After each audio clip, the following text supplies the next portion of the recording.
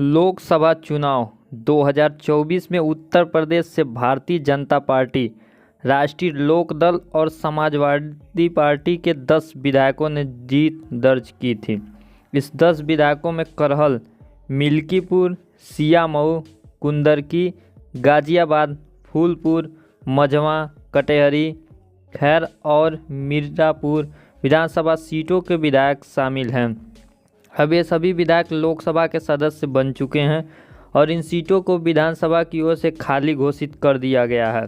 भारतीय निर्वाचन आयोग इन सीटों पर उपचुनाव के लिए तारीख की घोषणा कर सकती है।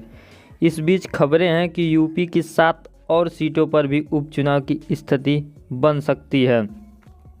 दरअसल फरवरी 2024 में यूपी में राज्यसभा चुनाव हुए थे, जिसमें भारतीय जनता पार्टी ने 8 और समाजवादी पार्टी ने 3 उम्मीदवार मैदान में उतारे थे। मतदान के लिए समाजवादी पार्टी के 7 विधायक पूजा पाल, विनोद चतुर्वेदी, राकेश प्रताप सिंह और राकेश पांडे, अभय सिंह, आशुतोष मौर्य और मनोज पांडे बागी हो गए थे। इन सभी 7 विधायकों पर आरोप है कि उन्होंने भारतीय जनता पार्टी के प्रत्याशी को वोट दिया था। सपा के 2 बागी विधायक पहुंचे भाजपा मुख्यालय। अब मंगलवार को समाजवादी पार्टी के 2 बागी विधायक राकेश प्रताप सिंह और अभय सिंह दिल्ली पहुंचे और भारतीय जनता पार्टी के मुख्यालय में सुनील बंसल से मुलाकात की। इस बैठक में यूपी के बीजेपी के राज्यसभा सांसद संजय सेठ भी मौजूद थे।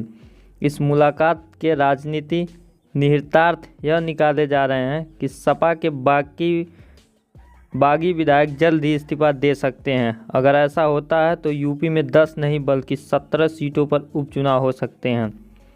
बीजेपी के 8 और सपा के 2 उम्मीदवार की जीत। बता दें कि राज्यसभा चुनाव में मनोज पांडे, राकेश प्रताप सिंह, पूजा पाल, विनोद चतुर्वेदी, अभय सिंह, राकेश पांडे और आशुतोष मौर्य ने बीजेपी के उम्मीदवार को वोट दिया था, जिसके बाद बीजेपी के 8 और सपा के 2 उम्मीदवार ही जीत हासिल कर पाए थे।